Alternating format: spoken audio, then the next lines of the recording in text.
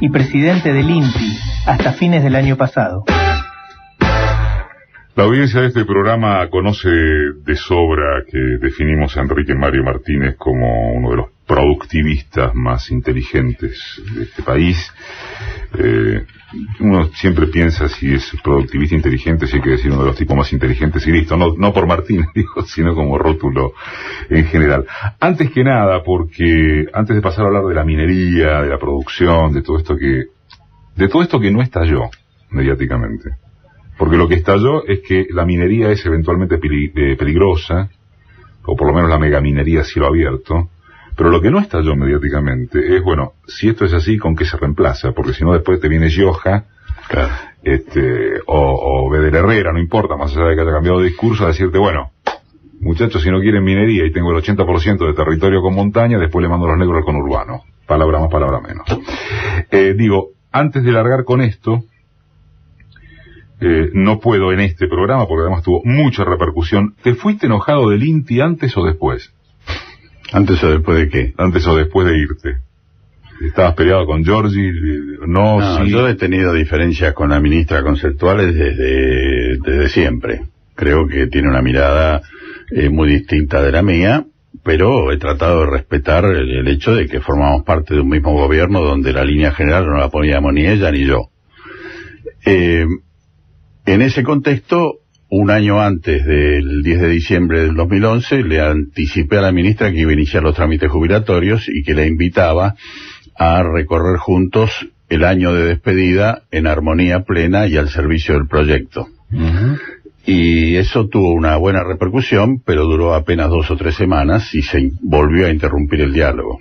6 meses antes de irme, estuve con el secretario general de la Presidencia y le planteé que con Parrilli, que me iba a ir, que iba a jubilarme, y le presenté un esquema de transición donde pretendía que se complementara el Consejo Directivo con gente que tuviera alguna historia del INTI, alguna integración política fuerte con el gobierno, y ser algo así como un capacitador en la transición. Se tomó el tema, tampoco tuve demasiada contestación, y cuando llegó el cambio institucional, mi trámite jubilatorio estaba muy avanzado, no se había concretado todavía, pero estaba muy avanzado, ahora ya se concretó, y simplemente el día de la jura juró otra persona, y un día antes de dejar la oficina me llamó la ministra y me dijo que tenía que sacar los papeles e irme a mi casa. A ver, desde lo personal querías seguir aportando, desde lo personal y de lo político profesional. Lo que planteo es, y me parece que en algún punto, me parece, tiene que ver con lo que queremos hablar.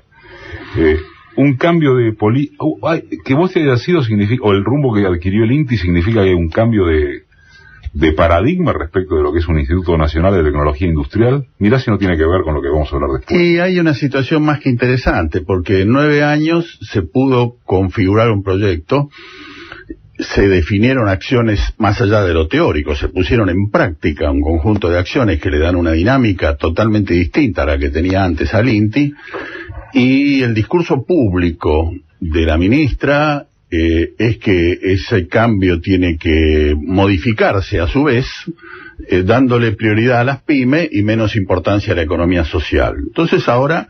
La frase que circuló fue hablar menos de los pobres y más de industria, ¿no? Sí, en realidad más que frase es lo que me dijo la ministra a mí, en una reunión personal.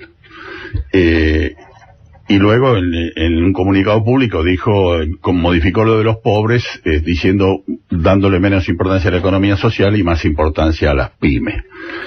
Y el primer editorial del órgano interno, el Saber Cómo, el nuevo presidente dice más o menos eso, reconoce la presencia en la economía social, pero dice que hay que darle mucha más importancia a las pymes. Lo concreto es que, como yo estoy absolutamente convencido que la realidad es la única verdad y que la dinámica que el INTI tenía es absolutamente necesaria para los tiempos no que pasaron solamente, sino para los que vienen, porque es necesario integrar de verdad al conjunto de los sectores con alguna inquietud económica en la economía productiva, se verá. Primero, la capacidad de dejar de hacer cosas y por qué.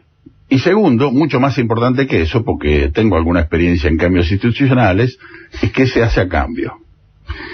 ¿Qué se hace a cambio de la minería?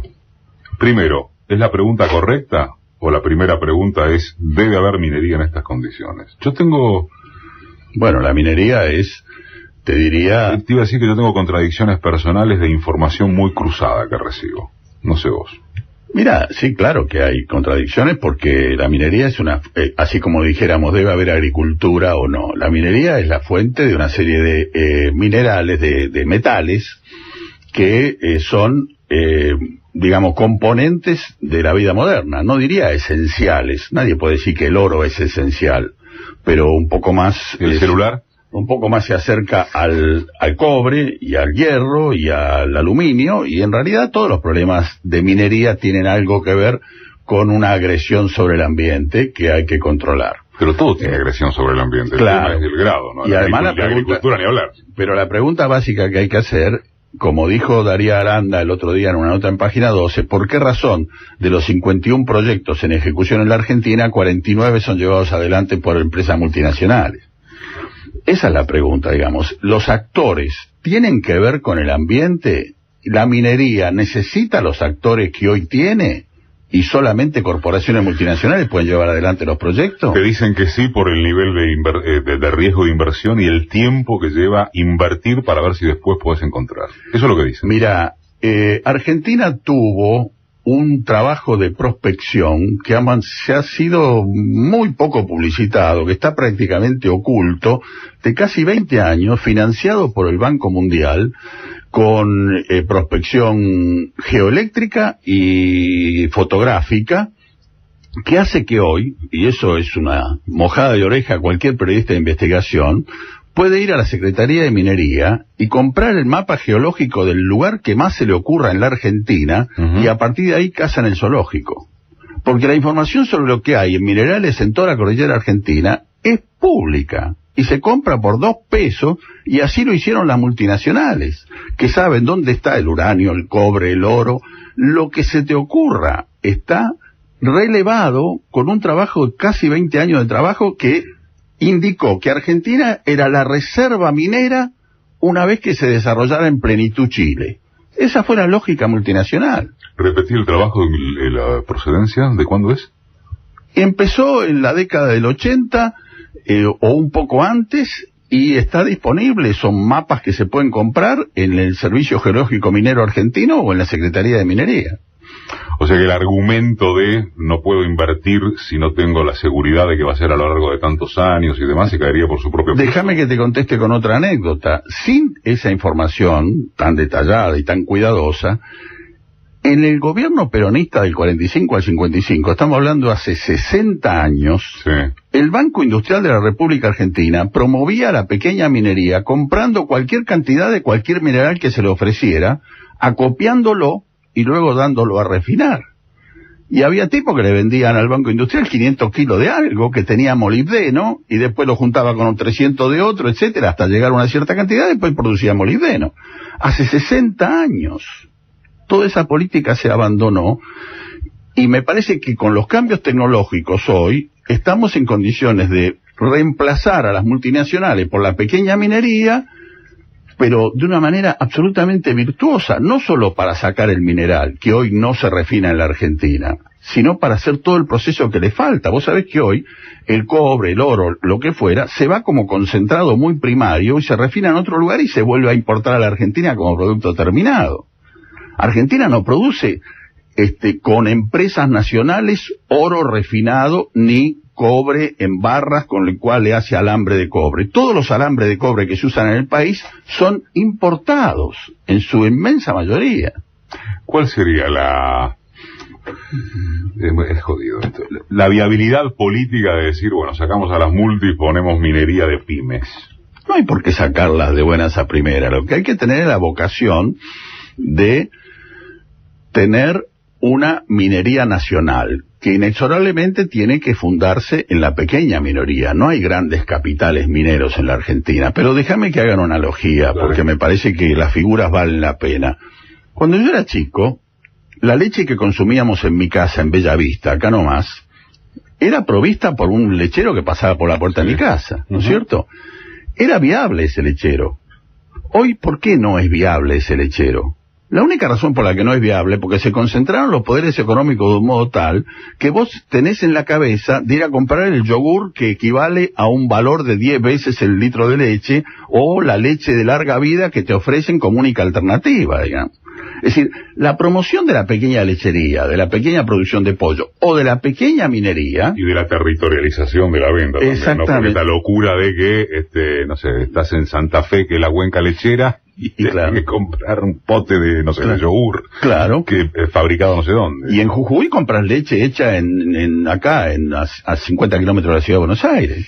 Entonces, la pequeña, insisto, la pequeña producción de alimentos para el consumo local y la pequeña minería, no escapándome del tema, son viables en tanto en cuanto se las considere una condición necesaria para el desarrollo genuino de la Argentina. Hoy hay movimientos en Chile muy importantes que están desarrollando modelos de pequeña minería, te lo digo con orgullo, a imagen y semejanza de algunas iniciativas que tomó el INTI en el pasado, que consideró que había que definir unidades productivas tipo y ponerlas en internet a disposición de todo el mundo para que las copiara. Bueno, hay grupos chilenos que han hecho eso mismo con la minería del cobre, y la llaman de la misma manera, unidad productiva de minería del cobre.